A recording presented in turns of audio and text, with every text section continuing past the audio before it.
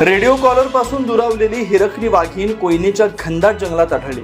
Radio collar नसलेल्या हिरकणी वाघिणीचे कोयनेच्या विविध कॅमेरा ट्रॅपमध्ये आढळले फोटो।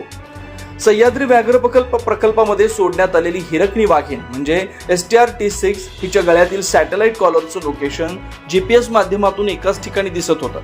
गेले 10 दिवस हे लोकेशन एकाच ठिकाणी असल्यानं वन विभागाच्या अधिकाऱ्यांनी तात्काळ तिची शोध मोहीम सुरू केली। ती कोणत्या अडचणीत तरी नाही ना किंवा ती कुठे अडकली तरी नाही ना या संशयातून वन विभागाने तिचा सह्याद्रीच्या कोयना जंगल क्षेत्रातील विविध कॅमेरा ट्रॅपच्या माध्यमातून शोध घेतला। तेव्हा हिरकणी वाघिणी कोयनेच्या घनदाट जंगलात मुक्त संचार करत असल्याचं आढळून आलं। मात्र तिच्या गळ्यात घालण्यात आलेला सॅटेलाइट कॉलर पट्टा आढळून आला नाही। तिचा सॅटेलाइट कॉलर पट्टा जंगलात कुठेतरी हरवला असून ती त्या कॉलर पट्ट्यापासून मुक्तपणे संचार करते।